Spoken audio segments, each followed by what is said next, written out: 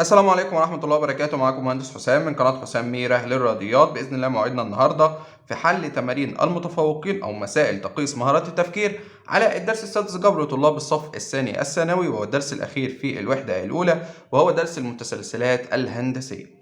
أسئلة المتفوقين هنا فيها أسئلة جميلة جدا، أسئلة تنفع في الامتحانات، وهحل معاك إن شاء الله برضو تمارين التطبيقات زي ما احنا متعودين بنحل المتفوقين والتطبيقات، وبالحمد لله وبفضل ربنا هتلاقينا أول حد إن شاء الله حلينا التمارين دي عامة على اليوتيوب، لأن فيها أفكار جميلة جدا جدا. هحاول أبسطها لك، طرق الحل اللي في المعاصر نحاول نبسطها كده وأفهمك الدنيا فيها إيه، عشان التمارين دي مهمة جدا جدا بأمر ربنا. لو أنت أول مرة تشوفني ما تنساش اشترك في القناة وتفعل زرار الجرس وتضغط لايك وشير الفيديو طبعا عشان يوصل لأكبر عدد من الناس. تعال نسمي بسم الله وخلينا نبتدي. كالعادة الناس اللي محتاجة ملزمة الشرح الخاصة بيا موجود رقم في أسفل الفيديو. كل اللي عليك هتبعت له رسالة واتساب هيقول لك كل تفاصيل الملزمة، هي مبلغ رمزي بسيط جدا جدا. تمام. السؤال الأول يا باشمهندس بيقول لي متتابعة هندسية غير منتهية، وخلينا بقى هنا نركز في الكلام. قلنا المتفوقين يا باشمهندس عايزة أساس قوي، ونركز في الكلام اللي في المسائل.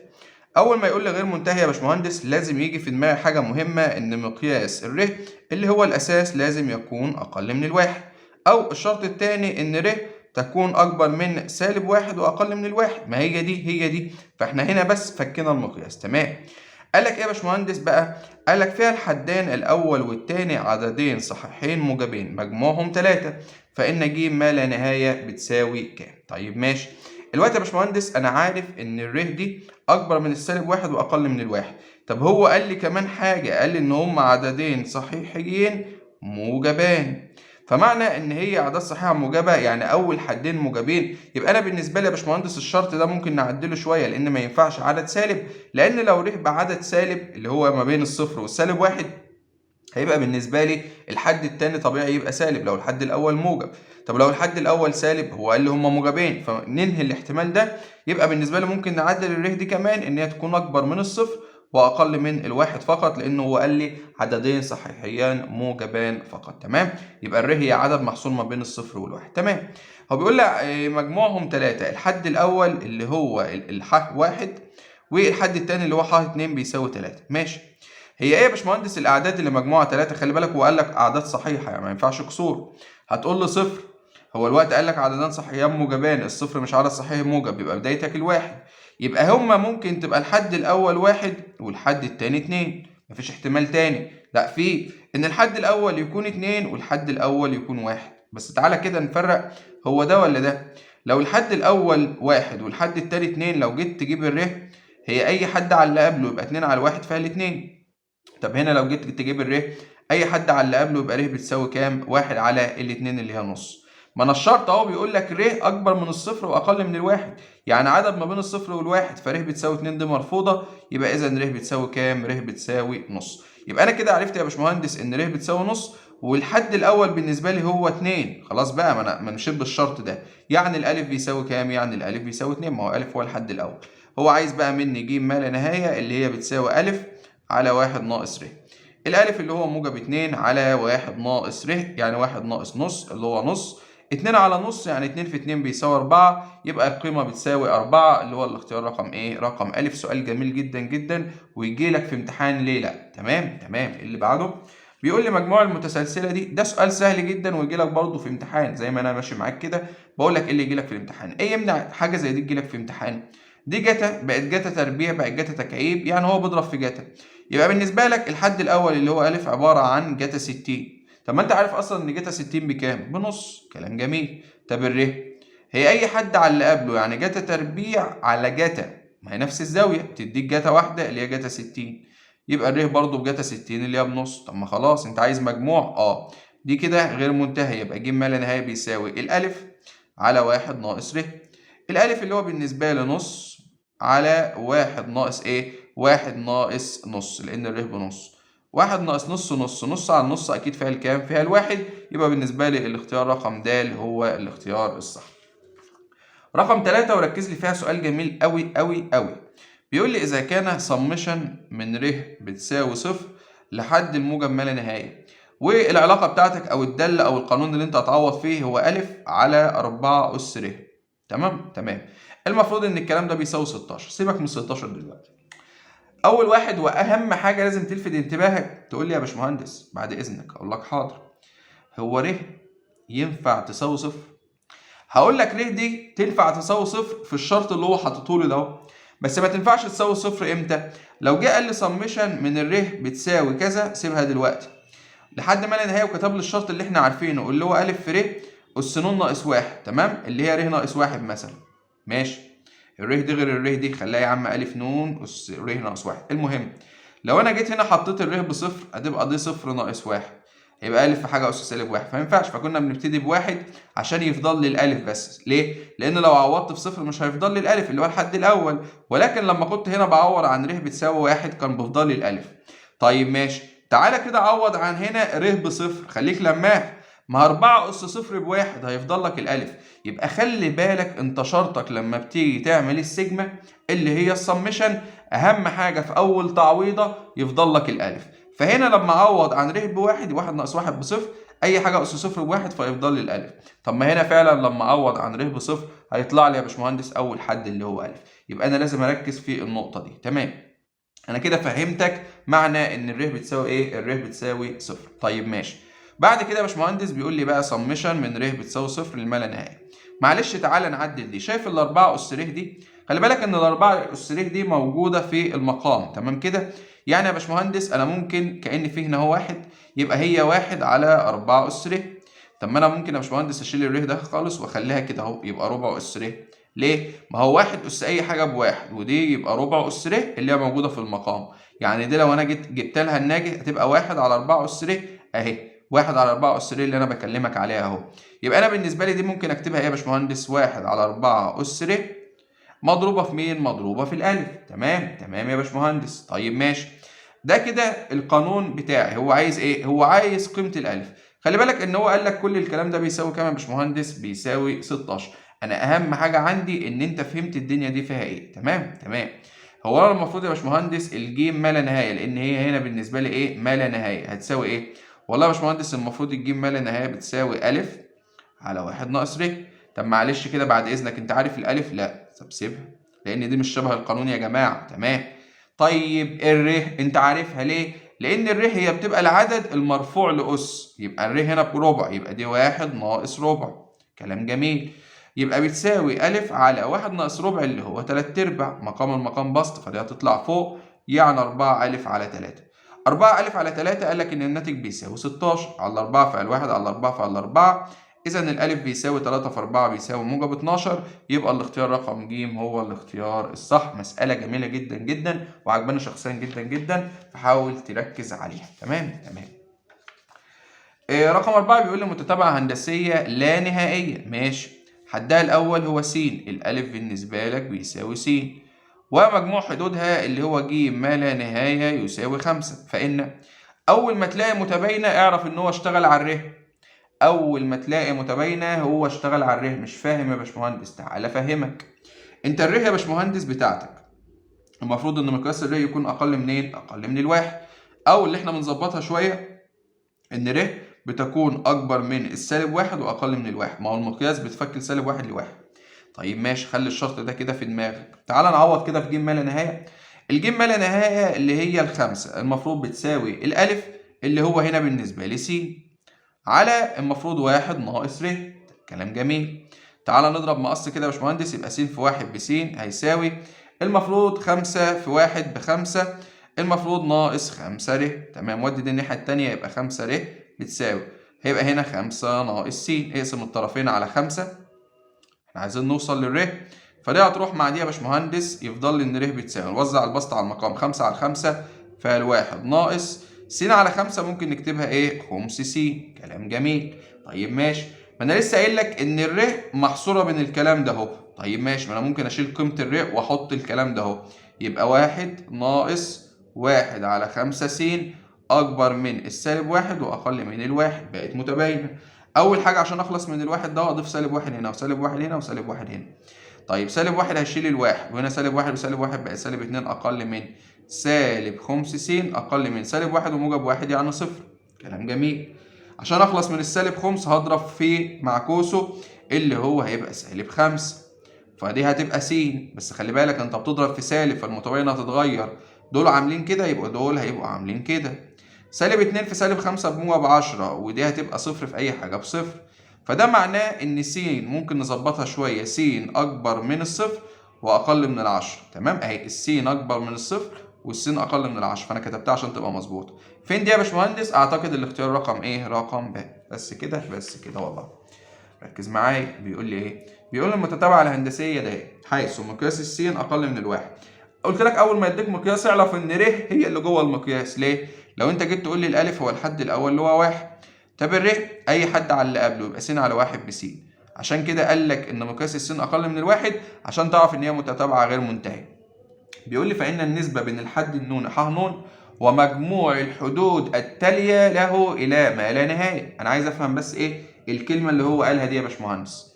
عايز النسبة بين ح ن اللي هو الحد النون عادي ومجموع الحدود التالية له. طب أنا مش عارف هنا بالنسبة لي مجموع الحدود التانية له، يبقى أنا بالنسبة لي يا باشمهندس كل اللي هعمله أنا عارف إن الحدود اللي بعده هي هتبقى ح، والمفروض لو أنا بدأت من الحد الأول هنا اللي هو هيبقى رتبته مثلا واحد، المفروض اللي بعده يبقى 2 اللي هو انا مخليها ن زائد 1. ليه؟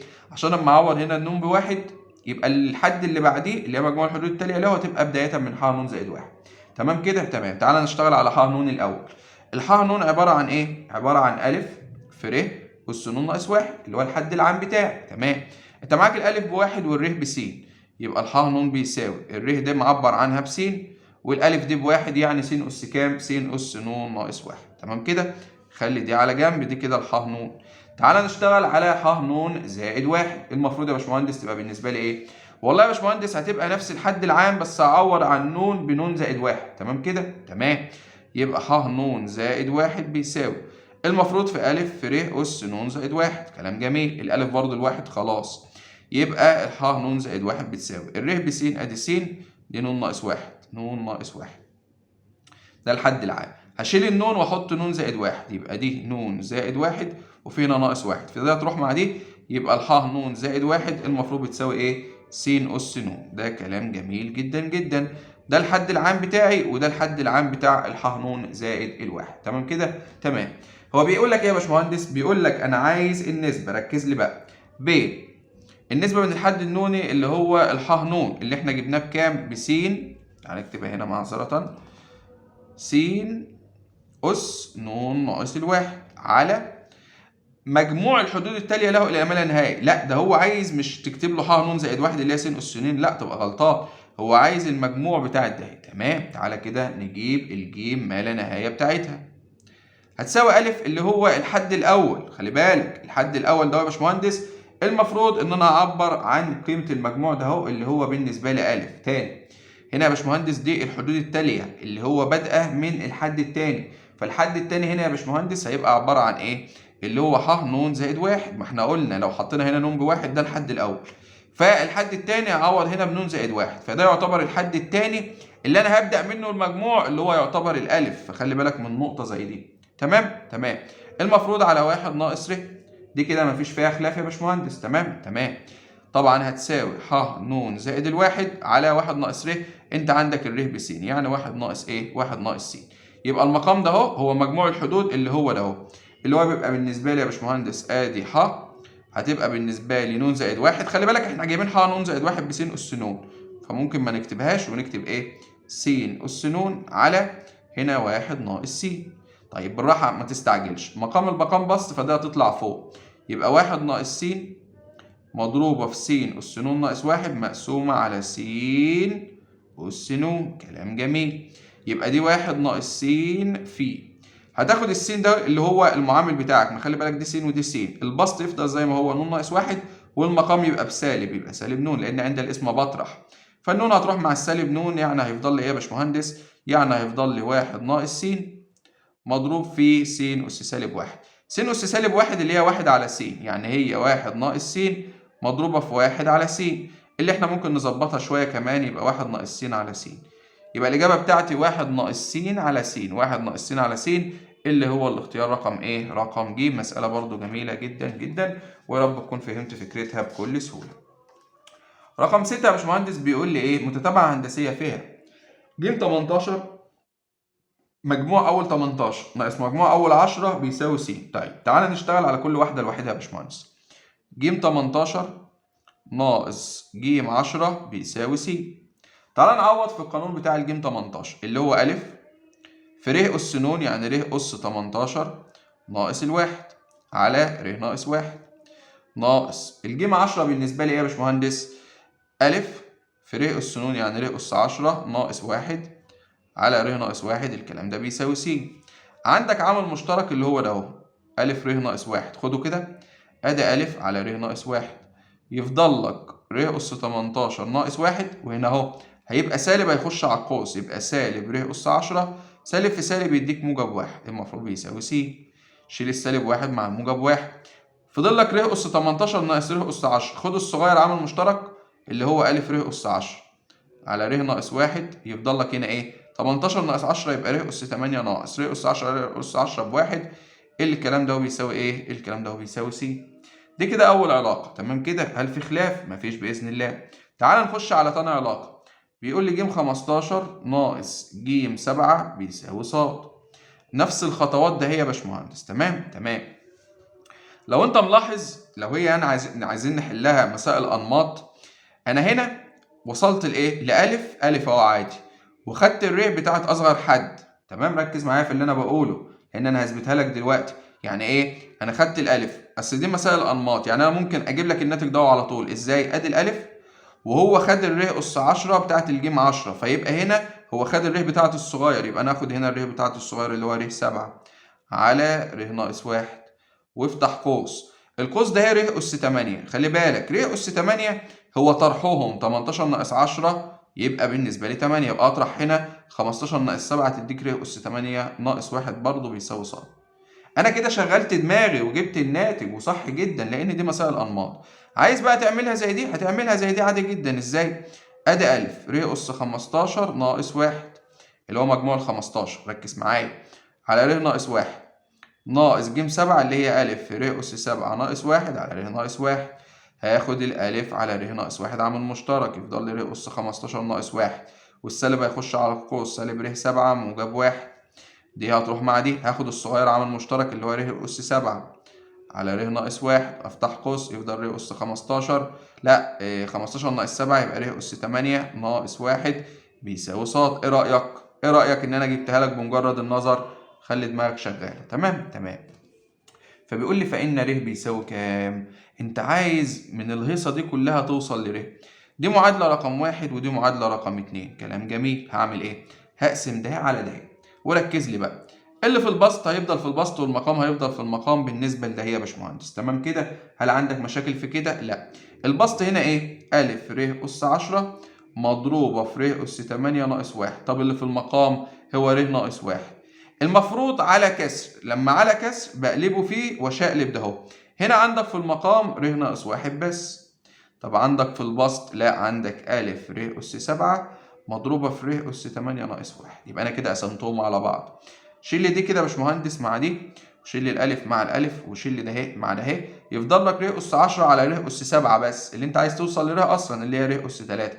خلي بالك أنا أصلا قسمتهم على 2، يبقى هقسم ده على ده اهو اللي هو س على ص.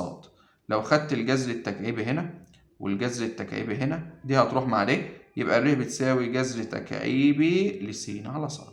يبقى الر بتساوي الجذر التكعيبي لس على ص، اللي هو الاختيار رقم ايه؟ رقم ج يا باشمهندس. مسألة جميلة جدا جدا. اللي بعده بيقول لي يا باشمهندس في رقم 7 وركز لي فيها، بيقول لي متتابعة هندسية حدها الأول أ، شكرا، أساسها ر، ماشي، عدد حدودها ن، مجموع حدودها ج، فإن مجموع مقلوبات هذه الحدود، طبعا هو جايبها لك بدلالة الجيم وبدلالة الألف وبدلالة الر وبدلالة النون، وليلة كبيرة أوي.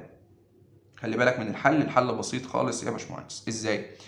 المتتابعة الأساسية اللي هي أ ور ونون وج، لو أنت بتجيب الجيم العادية، لأن المتتابعة بتبقى كده، أدي أ وأدي أ ر لحد الآخر. خلي بالك آخر حد هو أ ر أس ن ناقص 1، اللي هو الحد العام بتاعك اللي أنت شغال بيه، تمام؟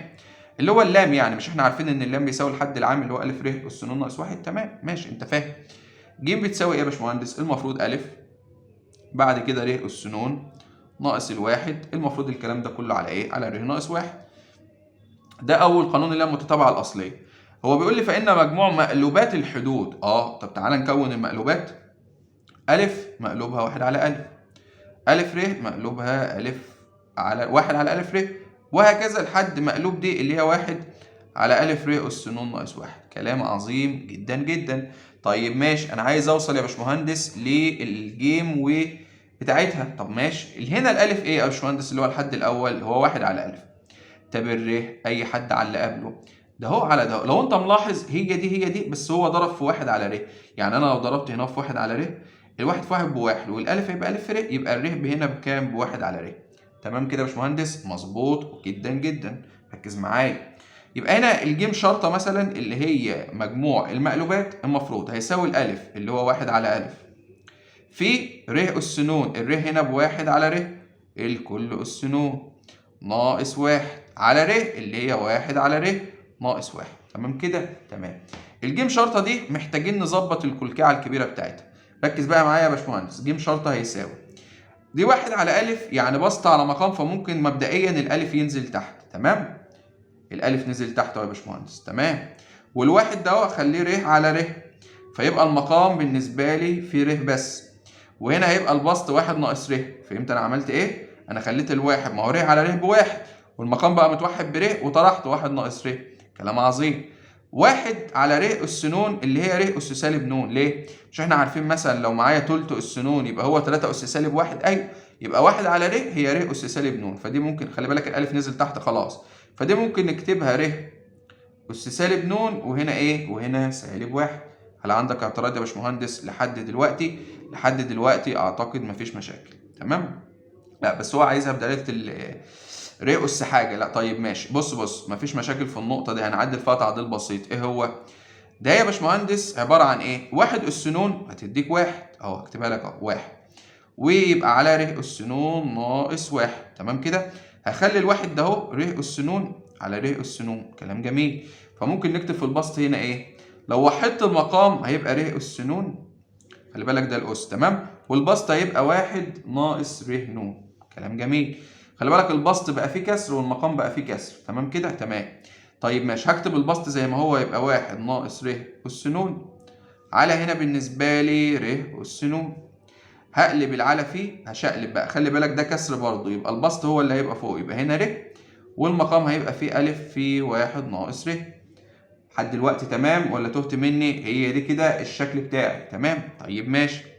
لو انت جيت بصيت دي كده يا باشمهندس، عايز نقارنها بالجيم بقى، لان لو انت ملاحظ هو جايبها بدلاله الجيم. هنا ر أس ن ناقص واحد دي مقلوبه، فسهل هنضرب في سالب واحد. بس انا عايز ألف في البسط، هنا مفيش ولا ألف في البسط يا باشمهندس، صح كده؟ تمام. طب انا ممكن بقى اقوم ضارب بسطا ومقاما في ألف. طيب ماشي، هيطلع لي ايه؟ ركز بقى معايا يا باشمهندس. او ايه رايك نظبط دي الاول؟ ما تيجي كده نظبطها الاول يا باشمهندس قبل ما نضرب في ألف. تعالى نظبطها، لان دي فيها اختصارات تاني. بص بقى معايا، دي واحد ناقص ر أس ن، صح؟ تمام. مفيش منها مشاكل، يعني البسط ده اهو هيبقى واحد ناقص ر أس ن. طب المقام، هقول لك مش دي ر أس واحد؟ ايوه. مش هنا ر أس ن في المقام موجبة؟ ايوه الله ينور عليك. عايز توصل لايه برضو؟ مش فاهم. ما هي دي ر أس واحد في البسط، لو انا عايز انزلها المقام اخليها واحد على ر اللي هو ر أس سالب واحد، فاهم؟ فانا ممكن اشيل ر أس واحد دي واقوم كاتبها تحت ر أس سالب واحد. كلام جميل. خلي بالك ر أس سالب واحد اللي هي واحد على ر، مقام المقام بسط فتطلع البسط تاني، فهي دي هي دي. كلام جميل. يبقى هنا واحد ناقص ر ن، وهنا ر في ر، يبقى اقوم كاتب ر واقوم جمع الاسس، يبقى ن ناقص الواحد. المفروض في كام؟ في واحد ناقص ر. لسه بقول لك هنا دي شبه دي بس ناقصها الف. تمام؟ خلي بالك في هنا الف احنا ناسيينه، ادي الف. تمام يا باشمهندس؟ تمام. اضرب بقى بسطا ومقاما في الف كده، يطلع ايه؟ يطلع الف في واحد ناقص ر أس ن على ألف تربيع ر أس ن ناقص الواحد في واحد ناقص ر. كلام عظيم جدا. شايف دي؟ مش احنا قلنا القانون ده ممكن يتكتب بصيغة تانية، اللي هو بياخد سالب عامل مشترك، يبقى ألف في واحد ناقص ر أس ن على، هنشقلب دي برضو تبقى واحد ناقص ر، كأن خدت سالب عامل مشترك في البسط والمقام. طب ايه رأيك في دي؟ بص معايا كده، ركز اهي الجزء ده اهو ألف واحد ناقص ر أس ن على واحد ناقص ر، ما هي دي اللي هي الجيم. طب ما تشيلها وتحط مكانها الجيم، ويفضل معاك في المقام ألف تربيع في ر أس ن ناقص واحد. ج على أ تربيع ر أس ن ناقص 1 اللي هو الاختيار رقم د. مسألة جميلة أوي أوي، وهتلاقي المعاصر مش هيقلبها كده في الاختصارات، ولكن أنا عملتها لك بطريقة سهلة، وأنا أصلا شغال بقوانيني اللي هي مظبوطة دي. هتلاقي المعاصر شغال بقلبة القوانين فتحس إن أنت تايه شوية، وأنا هنا أنا شغال بقوانيني، فيا رب تكون فهمتها. سؤال جميل جدا جدا جدا. رقم 8 يا باشمهندس بيقول لي إيه؟ بيقول لي متتابعة هندسية حدها الأول أ. حاضر. والحد الأخير ل. ما شكرا، ما إحنا عارفين. وعدد حدودها ن، فإن حاصل ضرب جميع حدودها حاصل ضرب. باشمهندس احنا بنتكلم على متسلسلة يعني جمع. طيب ماشي، ادي أ، الحد التاني بيبقى أ ر، وهكذا. دي لام في الحد اللي قبله لام على ر، احنا اتفقنا في الأول بنضرب في ر وهنا بنقسم على ر. ماشي. لو أنا جيت يا باشمهندس ضربت الحد الأول في الأخير، الحد الأول أهو في الأخير، واحد في الحد الأخير اللي هو ح ن ناقص 1، اللي هو بالنسبة لي يا باشمهندس هيبقى إيه؟ هيبقى عبارة عن أ في ل، الحد الأول في الأخير. ماشي. لو جيت ضربت الحد التاني في الحد اللي قبل الأخير، الحد التاني اللي هو أ ر في الحد اللي قبل الأخير اللي هو لام على ر، ده هتروح مع دي يفضل لي أ ل. طيب ماشي، لو اللي بعده المفروض الحد التالت أ ر أس 2، طب اللي قبل ده هيبقى لام على ر تربيع، دي هتروح مع دي يبقى أ ل. يبقى أنت كل ما بتاخد حد من الأول مع حد من النهاية يديك أ ل، حد من الأول في حد من النهاية يديك أ ل. فاستنتج قاعدة مهمة يا باشمهندس، إن أنت المتتابعة الهندسية لو أنت جيت ضربت أي حد في الأول، يعني مثلا ح واحد هنا والحد الأخير هي نفسها الحد التاني في الحد الأخير، فخلي بالك دي ممكن يبني عليها مسائل. يبقى أنا كده فهمت يا باشمهندس إن أي حد هضربه في اللي قصاده الناحية التانية، يعني كأننا عكسنا المتتابعة، الحد الأول من البداية في الحد الأول من النهاية، الحد التاني من البداية في الحد التاني من النهاية، هيدينا أ في ل. يبقى أنا يا باشمهندس الناتج دايما هيبقى أ في ل أس كام بقى؟ خلي بالك إن أنا باخد واحد يمين وواحد شمال، يعني كأن قسمت عدد الحدود على 2، يعني هي لو 12 حد المفروض باخد 6 يمين و6 شمال، فأقوم قايل أ في ل أس ن على الاتنين. يبقى أ في ل أس ن على الاتنين اللي هو الاختيار رقم إيه؟ رقم د. مسألة جميلة أوي أوي وفكرتها جميلة جدا جدا وممكن يبني عليها مسائل كتير.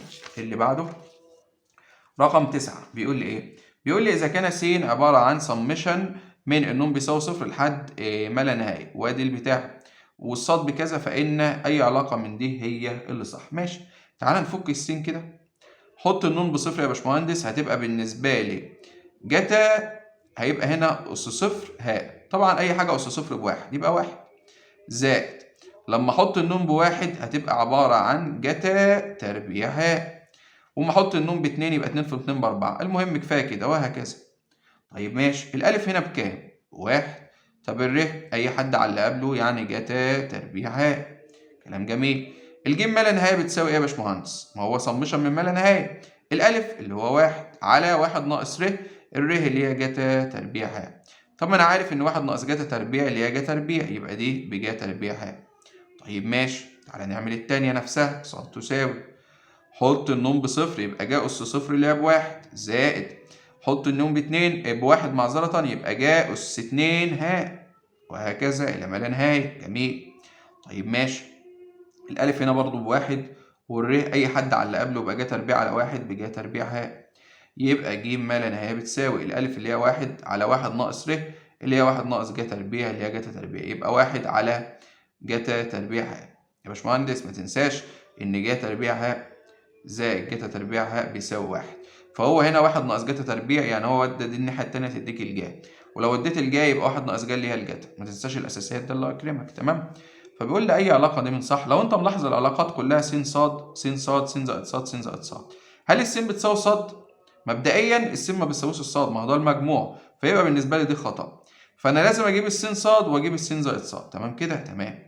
تعالى كده نجيب السين في صاد، هيساوي اضربهم في بعض كده، واحد في واحد بواحد، والمقام هيبقى عبارة عن جا تربيع هاء مضروب في إيه؟ في جتا تربيع هاء. ماشي. طب هات لي كده السين زائد صاد، يعني اجمعهم مع بعض يبقى واحد على جا تربيع هاء زائد واحد على جتا تربيع هاء.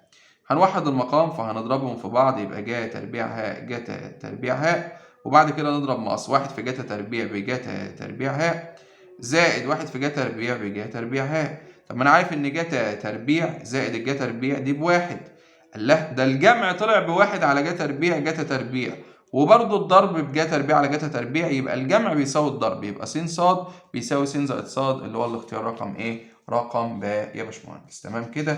يا رب تكون فاهمها. رقم 10 يا باشمهندس بيقول لي اذا كان ح ن هو الحد النوني في متتابعة هندسية حدودها أعداد صحيحة موجبة، وكان الألف عبارة عن الكلام ده اهو وباء عبارة عن الكلام ده اهو، حيث ألف لا تساوي الباء، الألف ما بيساويش الباء، فإن أساس المتتابعة الهندسية هو إيه يا باشمهندس؟ حاضر. ركز كده معايا. هو هنا الألف سمشن من ن بيساوي 1 لحد ال 100 ح 2 ن، تمام؟ والباقي هنا سمشن من ن بيساوي 1 لحد ال 100 ح ن 2 ن زائد 1، تمام؟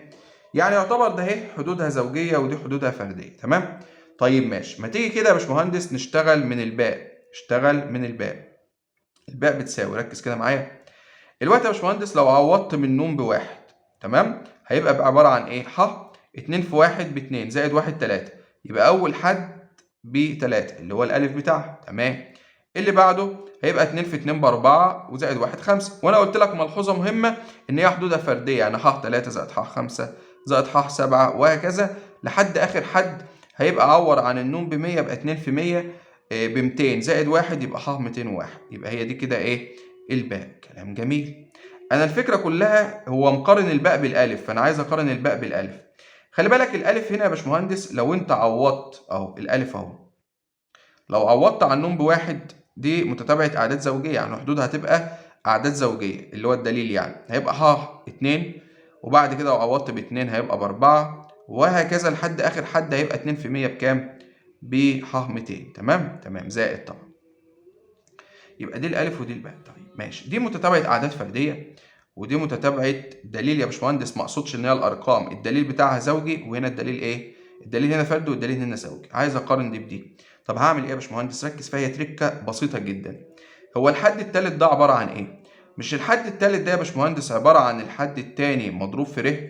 يعني ايه مش فاهم؟ لو معايا متتابعة ألف وادي ألف ر وادي ألف ر تربيع، الحد التاني ده هو عبارة عن الحد الأول في ر، والحد اللي بعده هو الحد التاني اللي هو ألف ر مضروب في ر، يبقى الحد التاني في ر.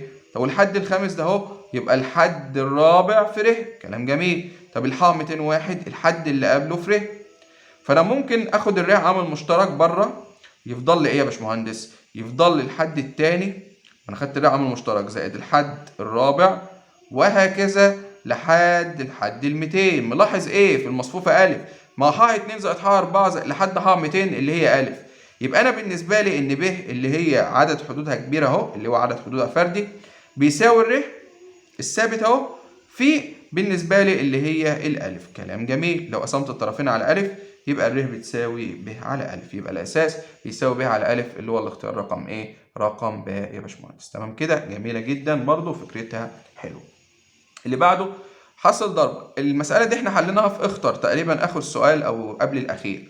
هنا يا باشمهندس الفكرة كلها ان هنا المتتابعة مش بتاعتي في الاساس ده، لا المتتابعة في الاسس. ازاي؟ انت عندك الاساس اللي هو 32 وعند الضرب بجمع الاسس، دي طبعا اسها واحد، يبقى هنا واحد زائد اللي بعده اللي هو سدس زائد اللي بعده واحد على 36 وهكذا. انت بالنسبة لك الاسس دي بتكون متتابعة هندسية الالف بتاعها بموجب واحد والره اي حد على اللي قبله يبقى سدس على واحد بسدس، فاحنا هنجيب مجموع الحدود بتاعة الاسس يبقى ج ما لا نهاية هيساوي الالف اللي هو واحد على واحد ناقص ر اللي هو واحد ناقص سدس اللي هو 5 على 6، يبقى واحد على 5 على 6 مقام المقام بسط يعني 6 على 5. يبقى انا كده يا باشمهندس المجموع الاسس ده ب 6 على 5، يبقى حاصل الضرب هيبقى 32 اس 6 على 5. بس احسبها كده معايا يلا. بسم الله، 32 أس 6 على 5 يطلع معايا ب 64، يبقى الناتج بتاعي ب 64 اللي هو الاختيار رقم ايه؟ رقم د يا باشمهندس. تمام كده؟ جميلة برضو وسهلة. اللي بعده بيقول لي مجموع المتسلسلة دي. حاضر يا باشمهندس، ركز معايا. أول حاجة تيجي في دماغك وما قاليش حسابية ولا هندسية. حاضر. طيب ماشي، هجرب. واحد بقى 2 س يعني زاد 2 س، يبقى 2 س و2 س 4 س. ده لو حسابية، يبقى مش حسابية. جرب الهندسية. 2 س على 1 ب 2 س، 3 س تربيع على 2 س تديك 3 على 2 س. الله أكبر يا باشمهندس، ده مش هندسية، السؤال جاي غلط. لا السؤال مش جاي غلط يا باشمهندس، السؤال ده روعة روعة روعة. ليه؟ هنقسمها شويه متتابعات، شويه متتابعات مش متتابعه واحده. ازاي؟ بص معايا، ادي الواحد اهو، ركز كده. الاتنين س دي هاخد منها واحده يبقى س، والتلاته س تربيع ده هاخد منها واحده بس س تربيع، والاربعه س تكعيب ده هاخد منها واحده س تكعيب يا باشمهندس، والباقي ماشي. هنفضل ماشيين كده اهو لحد الاخر. دي كده متتابعه، جميل. الواحد ده انا خدته في واحد تاني، لا خلاص يبقى مش هكتب واحد تاني. الاتنين س انا خدت منها س، يبقى يفضل لي س زائد السين تربيع ده اهي، خدت منها واحده، يبقى المفروض فاضل كام؟ المفروض يا باشمهندس فاضل 2 س تربيع، لا انا هاخد واحده بس، يبقى دي س تربيع، وبعد كده هاخد برضه س تكعيب واحده زائد لحد ما لا نهايه. خلي بالك بقى من المتتابعه الثالثه، انت خدت الواحد خلاص، وس خدت 2 س تربيع وس تربيع، خدت 2 س تربيع، ودول 3 يبقى يفضل واحده، يبقى س تربيع زائد انت خدت 2 س تكعيب، هاخد واحده كمان يبقى س تكعيب، وهكذا. يبقى المتتابعات هتفضل كذا، يعني المتتابعه اللي بعدها انا كده يعتبر خدت 3 س تكعيب صح، اللي بعدها في 4 يبقى هبداها بس تكعيب زائد س اس 4 وهكذا، حتى لو هو مش كاتبها. تمام تمام.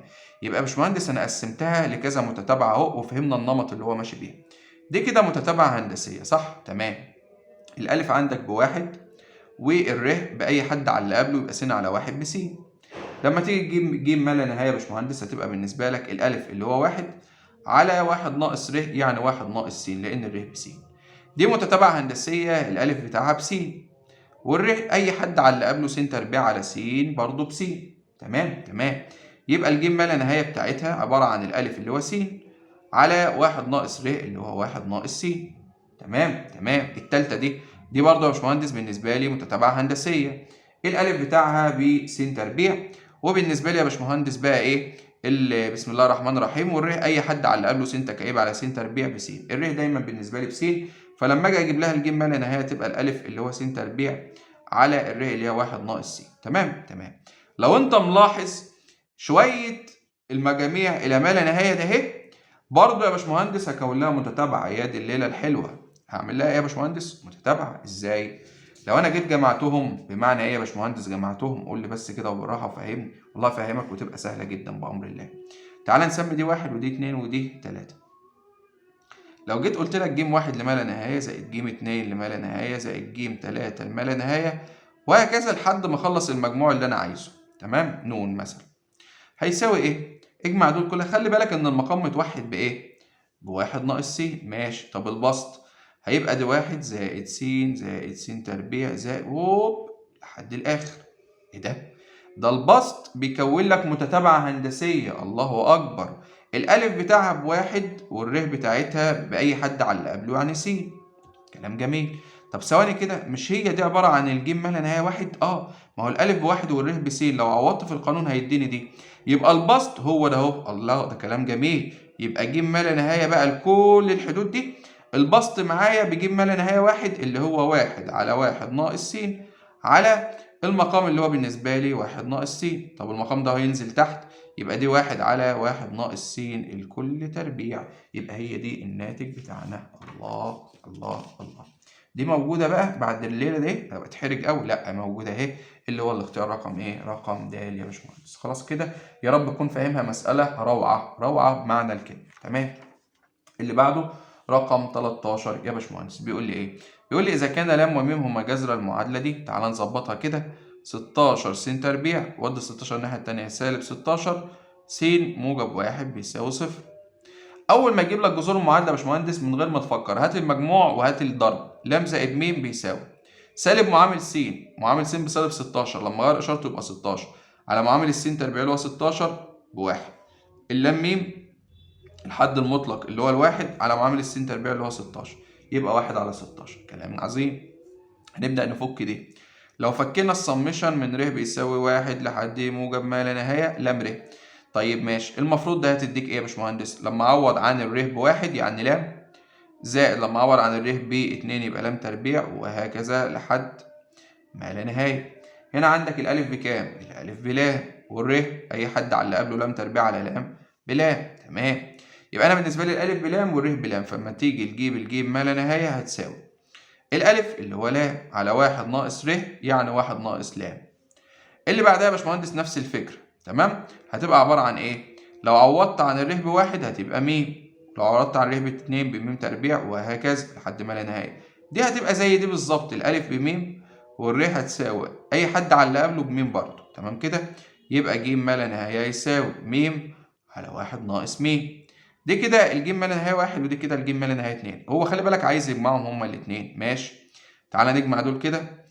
لو جينا جمعنا دول لا هكتبها لك برضه عشان ما تتوهش. ادي واحد ناقص لام في لام، وعشان انا برضه كمان ما توهش بصراحة. م على واحد ناقص م هيساوي، هنضرب المقامين في بعض، ركز بقى معايا.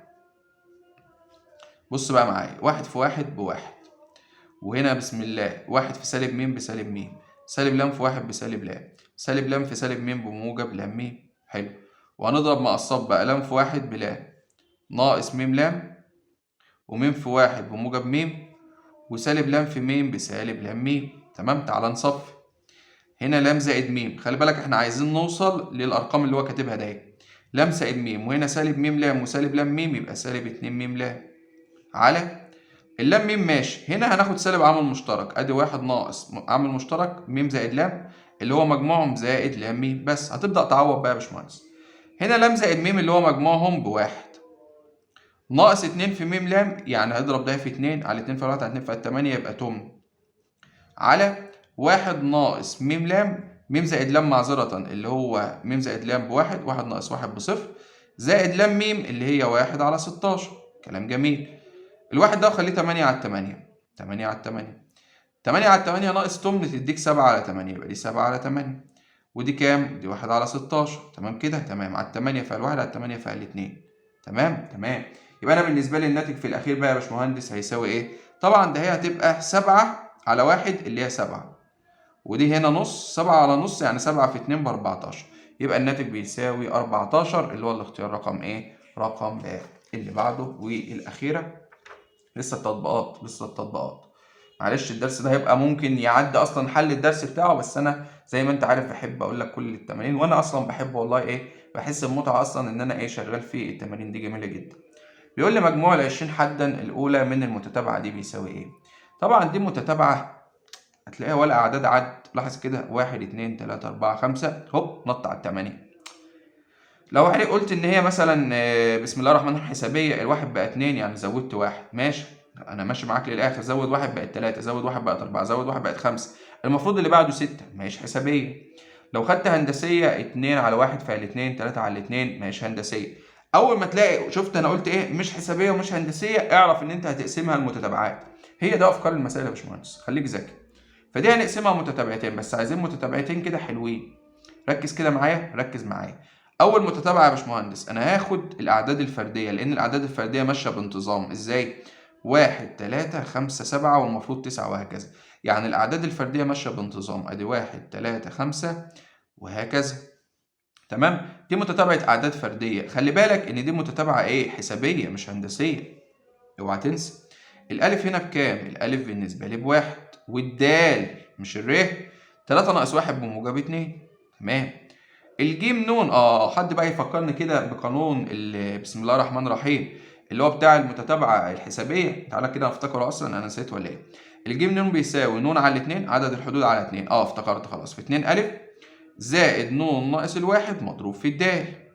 هو بيقول لك مجموع 20 حدا الاولى، انا لما اخد الاعداد الفرديه وطالما 20 حد ده عدد زوجي، يبقى الاعداد الفرديه نصهم يعني 10، يعني ده هتبقى جيم 10 هتساوي 10 على 2 في 5، 2 في ألف يعني 2 في 1 ب2، زائد ن ناقص 1، 10 ناقص 1 يبقى 9 مضروبة في الدال اللي هي 2. 9 في 2 ب 18 و2 20، 5 في 20 بكام؟ ب 100. يبقى أول 10 حدود ده هم اللي هم الفردي طلعوا لي 100. طيب ماشي، تعالى ناخد الحدود اللي باقية بقى. أنا الاتنين دي ما خدتهاش أهي، والأربعة دي ما خدتهاش، خلي بالك دي مش أعداد زوجية، المفروض لو 4 5 المفروض 6، لا ده بعدها 8. اصل هي لو كانت اعداد عد كنت عملتها متتابعه حسابيه وجبت مجموعه وريحت دماغي، خلي بالك. والمفروض بعدها كام؟ 16. لو ركزت دي هندسيه. ليه؟ اي حد على اللي قبله 4 على 2 فعل 2، 8 على 4 فعل 2 وهكذا. الالف هنا بكام؟ ب2، والر هنا ب 4 على 2 فعل 2. خلي بالك ان ده مش قانون ما لا نهايه، و20 حد خدنا 10 اللي هم الاعداد الفرديه، يفضل 10 اللي هم دول. تمام؟ يعني دول 10 حدود برضو، يبقى جيم 10 بيساوي القانون انت يا عم انت هتتوهني انا. القانون اللي هو بتاع المتتابعة الهندسية اللي هو بدلالة النون، اللي هو بالنسبة لي ألف في ر أس ن ناقص الواحد على ر ناقص واحد، بس طرف الخط يشد تجيب القانون على طول.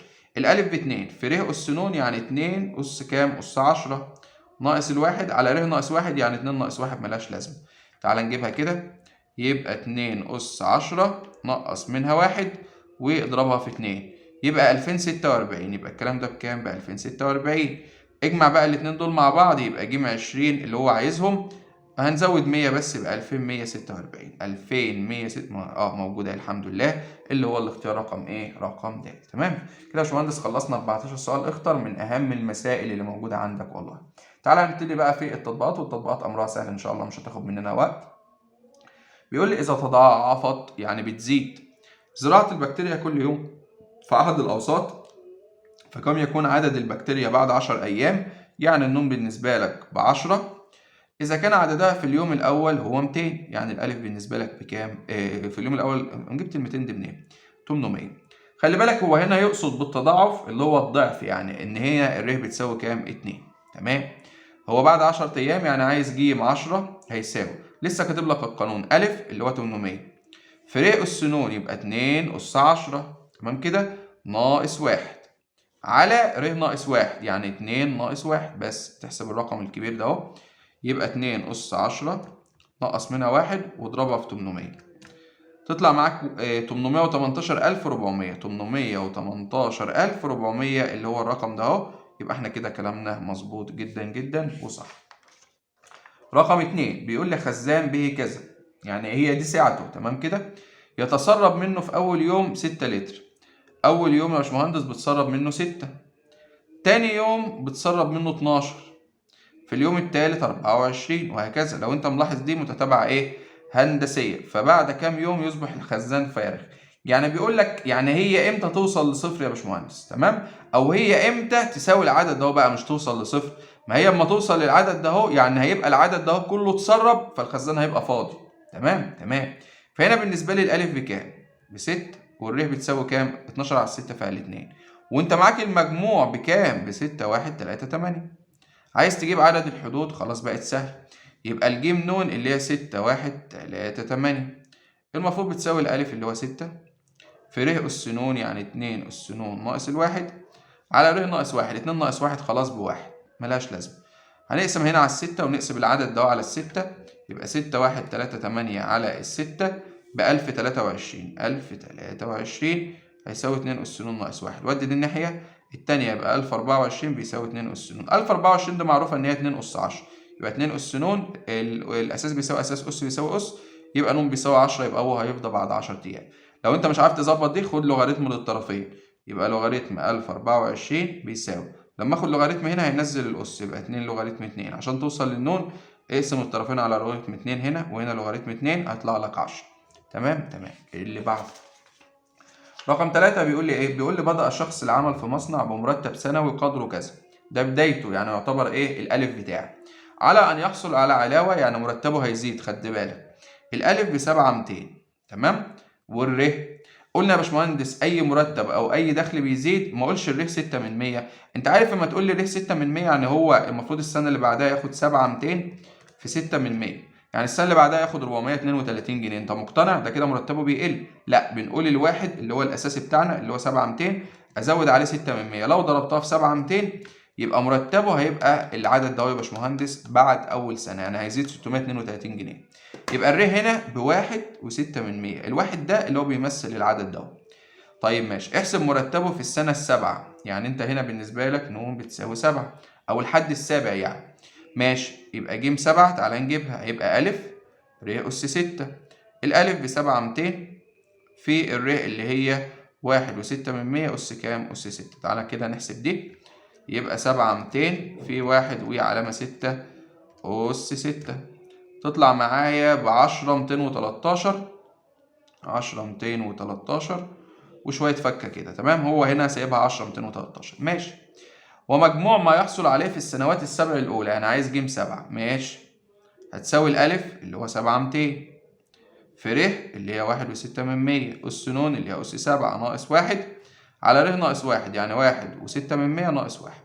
هنبدأ نحسب دي كده يا باشمهندس. 7/200 افتح قوس 1.6 أس 7 ناقص 1 اقفل القوس على 1.6 ناقص 1. يطلع معايا 60,435. تعالى كده نشوفها. 60,400 هو قرب الستة دي يعني 436، فده كده كلام مظبوط. 60,436 جنيه تقريبا. تمام كده يا باشمهندس زي الفل. تعالى نشوف اللي بعده. كده الورقة دي تمام. رقم 4 بيقول لي شركة لتخزين المحاصيل الزراعية لديها 7 صوامع لتخزين القمح. تسع الصومعة الأولى 270 وكل صومعة بعد ذلك تسع ثلثي الكمية التي تسع الصومعة السابقة له.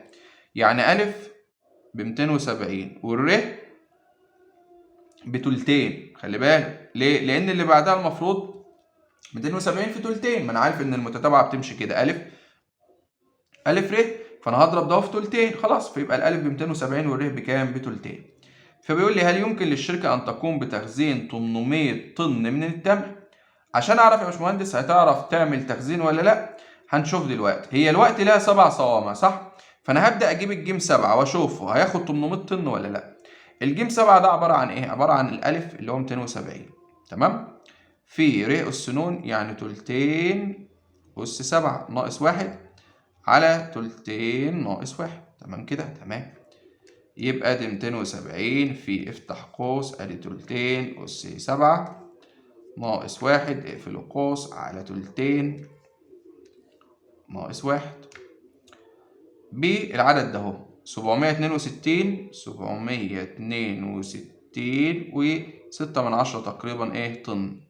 يبقى هي يا باشمهندس بعد 7 سنين هتبقى بتاخد الكلام ده اهو. سوري الجيم 7 اللي هم ال7 صوامع اللي عندها هتاخد الرقم ده اهو. هي بتقول لك تنفع تخزن 800 طن؟ لا ما ينفعش يا باشمهندس استحاله. ليه؟ لان هي عندها 7 صوامع بس، والسبع صوامع دول هيشيلوا 762 و6 من 10، فما ينفعش تخزن 800. اكبر كميه اللي هي ده اللي هي 762 و6 من 10 اللي هو قربها يبقى 763 طن يا باشمهندس. تمام كده مساله سهله وبسيطه. رقم 5 بيقول لي يا باشمهندس بيقول لي منجم للذهب ينتج في العام الأول 4200 ويتناقص بمعدل 10%. طيب ماشي. الألف ب4200 والر هتبقى 1 ناقص 10% ب9%. قلنا الرقم ده اللي هو 1 وطالما بتقل بنقص. أصل ما تقوليش هنا هي بتقل ب10% يعني الر ب10% يبقى 200 في 1 من 10 يعني السنة اللي بعدها 420. ده كلام مش منطقي يا جماعة. خلاص يبقى لو بيقل بيبقى 1 ناقص رقم، لو بيزيد يبقى 1 زائد الزيادة ده. تمام كده تمام. عايز إنتاج المنجم في السنة الثامنة. أنا عايز الحد الثامن اللي هو ألف ر أس 7 يعني هيساوي 4200 في 9 من 10 أس كام؟ أس 7. يعني يا باشمهندس 4200 في 9 من 10 أس 7. الكلام ده هو ب2008 تقريبا و8 من 10. 2008 و8 من 10 طن ولا كيلو جرام؟ كيلو جرام طن. هنا أغنية خلاص تمام. بسم الله. ثم احسب إنتاج المنجم خلال ال8 سنوات الأولى. يعني عايز مني هنا الجيم 8 هتساوي الألف اللي هو 4200 في الر اللي هي 9 من 10 أس ن يعني 8 ناقص 1 على 9 من 10 ناقص 1 اللي هي ر ناقص 1. هنحسب بقى الحسبة الجميلة دي. يبقى بالنسبة لي 4200 في 9 من 10 أس 8 ناقص 1 اقفل القوس على 9 من 10 ناقص 1 اضغط يساوي 23920. 23920 يبقى احنا كده كلامنا مظبوط جدا والحل بتاعنا صح. اللي بعده رقم 6 ربط بهندس. اربط يا عم. بيقول يبين الشكل المقابل مثلث متساوي الأضلاع طول ضلعه 40 ماشي. رسم مثلث آخر نحو الداخل عن طريق توصيل النقاط. طيب ماشي يعني هو كأنه وصل النقاط دي قام راسم مثلث. التي تمثل منتصفات أضلاع المثلث الكبير أهو. يعني مثلا دي المنتصفات هو قام موصلها قامت عاملة المثلث اللي هو ده. هو مثلا لو سمينا دي د ودي هاء ودي واو رسمت المثلث ده الهاء واو اللي هو ده. تمام. ويتم تكرار رسم المثلثات الداخلية. يعني بعد كده قام منصف الضلع ده ومنصف الضلع ده ومنصف الضلع ده وقام رسم المثلث اللي هو س ص ع. المفروض بعدها ينصف الضلع ده وينصف الضلع ده وينصف الضلع ده ويعمل مثلث وهكذا يفضل شغال يا باشمهندس. تمام تمام. فيقول لي بنفس الطريقة فأوجد لأقرب عدد صحيح مجموع محيطات ال10 مثلثات الأولى من هذا النمط. يعني هات لي مجموع ال10 مثلثات الأولى من هذا النمط يا باشمهندس. تمام تمام. الوقت يا باشمهندس المثلث طول ضلعه كام؟ الوقت يا باشمهندس بالنسبة لي طول ضلعه 40. تمام؟ تمام ماشي. لو أنا جبت محيط المثلث الكبير هيبقى 40 و40 80 و40 كمان يبقى 120. يبقى محيط المثلث الكبير 120. تمام كده؟ تمام يا باشمهندس. طيب بعد كده لما أجي أنصف المثلث اللي هو ده الواو هاء، من الخواص يا باشمهندس من تانية إعدادي إن هو بيبقى عبارة عن إيه؟ بيبقى عبارة يا باشمهندس عن ربع نص المحيط بتاع المثلث الكبير. ليه؟ لو فرضنا إن ده 40 يبقى ده 20 وده 20 وده 20 وده 20 وده 20 وده 20. كلام حلو. دي في النص ودي في النص يبقى هي بتوازي الضلع اللي قصادها بتساوي نصه، فدي معناها ان هي 20 ودي 20 ودي 20 يبقى كله 60. يبقى المثلث اللي بعده 60 والمثلث اللي بعده هيبقى 30 وهكذا. يبقى هي دي المتتابعة بتاعتي. الألف ب 120 طبعا، والره بكام؟ والره بتاعتي أي حد على اللي قبله 60 أو 30 على 60 بكام؟ بنص. يبقى الره بنص. هو عايز بقى لحد 10 يبقى ج 10 بيساوي الألف ب 120 في ره اللي هي نص أس ن يعني أس 10 ناقص 1 على ر اللي هي نص ناقص 1. هنبدأ نحسب دي كده يا باشمهندس. يبقى 120 افتح قوس نص أس 10 ناقص 1 اقفل القوس على نص ناقص 1. تطلع معايا بالعدد ده يا باشمهندس 239.7 اللي هي تقريبا 240 سنتيمتر. يبقى احنا كده فهمنا فكرة السؤال وفهمنا الفكرة اللي هو بيتكلم عنها. بيقول لي أيهما يعطي لك دخلا أكتر على مدار 25 عام؟ عمل بيبدأ المرتب السنوي بتاعه ب1000 جنيه مع علاوة ثابتة قدرها 30 جنيه، ولا عمل تاني بنفس المرتب ومع علاوة سنوية قدرها 2% من قيمة المرتب السنة السابقة، وما الفرق بين الدخلين؟ طيب ماشي. تعالى نبتدي اللي هو ب1000 جنيه. الألف بكام؟ ب1000 وبيزيد 30، فدي ممكن نعملها متتابعة حسابية. ازاي؟ يعني 1000 المفروض بعد كده 1000 30 وهكذا. يعني الدال بكام؟ يعني الدال ب30. كلام جميل. هو عايز على مدار ايه؟ 25 سنة. يبقى ج 25 هيساوي ن على الاتنين يبقى 25 على 2. 2 ألف 2 في 1000 ب2000. ن ناقص 1 يعني 25 ناقص 1 اللي هو 24. ده قانون متتابعة الحسابية يا جماعة. في د اللي هي كام؟ اللي هي 30. طيب ماشي. تيجي نحسب دي. نحسب ادي 2000 زائد 24 في 30 طلعت بالرقم ده. المفروض نضربها في 25 على الاتنين تطلع لي ب 34,000 جنيه. يبقى لو يا باشمهندس بعد 25 سنة 34,000 جنيه يا دي الحصر.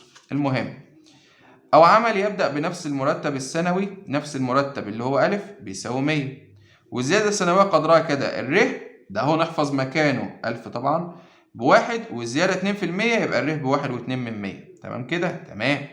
من قيمة المرتب السنة السابقة عايز الفرق ما بين الداخلين. ماشي. هنجيب بقى الجيم 25 هتساوي الألف اللي هو 1000 ر أس ن يعني واحد واتنين من 100 أس 25 ناقص 1 على واحد واتنين من 100 ناقص 1. تمام كده؟ تمام. ادي يا باشمهندس الألف في واحد واتنين من 100 أس 25 لا ناقص 1 الأول على واحد واتنين من 100 ناقص 1 يطلع معايا ب32,000 30 جنيه. 32,000 و30 جنيه تقريبا، أو 29 دي ممكن نخليها 31 أو سيبها 30 وخلاص جنيه. يبقى هو يا باشمهندس ده أحسن له. ليه؟ لأن ده هيوصل 34,000 وده هيوصل 2,000 30. عايز الفرق اطرحهم من بعض. يبقى هنا بالنسبة لي 34,000 ناقص الأنصر تطلع معايا 1969.7 اللي هي تقريبا 1970 زي ما هي واضح قدامك. بيقول لي يتناقص يعني بيقل إنتاج بئر بترول سنويا بمعدل 5%. يبقى الره بتساوي 1 ناقص 5% يعني 95% عن إنتاج السنة اللي قبله يا باشمهندس. فإذا كان إنتاج البترول في السنة الأولى اللي هو ألف ب 48,000 برميل، عايز أقصى ما يمكن إنتاجه من هذا البئر. يبقى هو هنا بيكلمنا عن ج ما لا نهاية. ولو أنت ملاحظ إن مقياس الره أقل من الواحد، لازم يا باشمهندس شرط أساسي. يبقى الج ما لا نهاية بيساوي ألف على واحد ناقص ر يعني هيساوي 48,000 على واحد ناقص ر يعني واحد ناقص 95% اللي هي 5 من 100. هنبدأ نحسب دي كده. 48,000 على علامة 5 من 100 يطلع معايا كام؟ 960,000. 960,000 برميل. تمام كده؟ تمام. اللي بعده بغض النظر عن الرقم يعني. السؤال اللي بعده بيقول لي ربط بالفيزياء دحرجت كرة صغيرة من الحديد على مستوى أفقي، فإذا قطعت الكرة في الدقيقة الأولى 25 متر يبقى الألف بكام؟ الألف ب25. ثم بدأت تقطع 60% فقط من كل دقيقة، يبقى الر بتساوي 60% اللي هي إيه؟ 3 أخماس. يبقى الر هنا بكام؟ ب3 أخماس. يعني اللي بعدها هتبقى 25 على 5 ب5، 5 في 3 ب15، يعني هتقطع 15 متر. في المسافة التي قطعتها في الدقيقة السابقة فأوجد المسافة الكلية التي قطعتها الكرة حتى تقف. يعني يا باشمهندس هنا خلي بالك من النقطة دي، الوقت يا باشمهندس هي كورة هتفضل تقطع كده لحد هيجي في وقت كده هتقف. يعني يا باشمهندس المفروض المجموع بتاعك بكام؟ ما تقولوش بصفر بقى، لا أنا هتعامل هنا مع الجيم لما لا نهاية. ليه؟ لأن الر بالنسبة لك محصورة يا باشمهندس أو مقياس الر أقل من إيه؟ أقل من الواحد. الألف ب25 على 1 ناقص ر يبقى 1 ناقص 3 أخماس اللي هو 50. مقام المقام بسط يبقى 5 في 25 ب125 على الاتنين، 12 على الاتنين فيها 6، 5 على الاتنين فيها الاتنين، ويفضل له نص يعني 62.5 متر، أو 125 على الاتنين زي ما هو سايبها. فخلي بالك من السؤال ده. طيب ماشي، السؤال الأخير معانا يا باشمهندس بيقول لي إيه؟ بيقول لي كرة من المطاط تسقط من ارتفاع 10 متر على الأرض وترتد رأسيا إلى نصف الارتفاع. هو ماله كده راح للديناميكا مرة واحدة ليه؟ تمام. الكرة كانت في الجو قامت واقعة كده يا باشمهندس لحد ما وصلت للأرض في أول مرة 10 متر. لما خبطت في الأرض يا باشمهندس قال لك ترتد رأسيا إلى نفس نص الارتفاع اللي طلعت منه، يبقى هتطلع كام؟ هتطلع 5 متر. المفروض المرة اللي بعدها هتبدأ تنزل على الأرض وتقوم طالعة تاني كام؟ تقوم طالعة تاني 2.5 متر، اللي بعدها 1 وربع وهكذا. تمام؟ عايز مجموع المسافات التي قطعتها الكرة حتى تسكن. طيب ماشي. المفروض إن هي أول حركة عملتها خالص اللي هي إيه يا باشمهندس؟ اللي هي 10.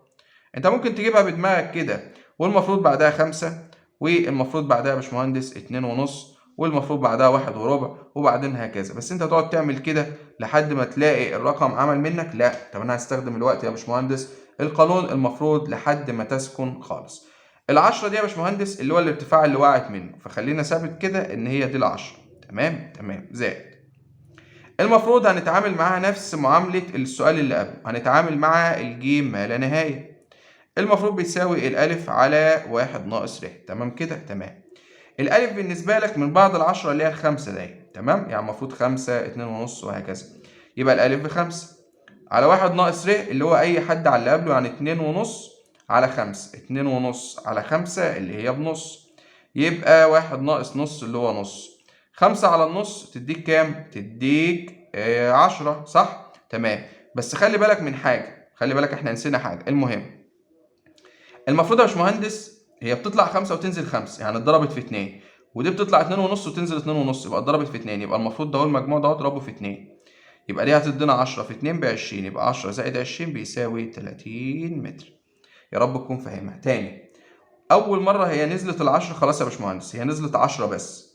بعد كده قامت هتترد ال5 وتنزل ال5 تاني، يعني مرتين. بعد كده هتقوم واقعة على الأرض طالعة على 2.5 ونازلاهم تاني قبل ما ترتد تاني، يعني ال10 دي نزلتها مرة واحدة.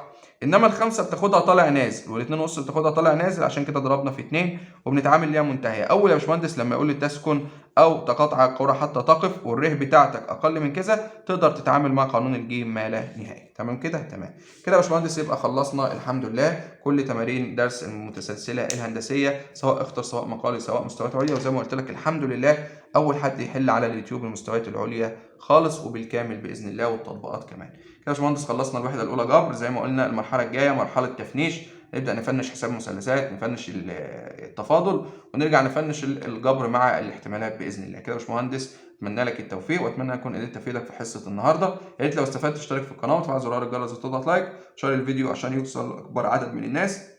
اشوفكم على خير الفيديو الجاي. كان معاك مهندس حسام من قناه حسام رياضيات، وشكرا.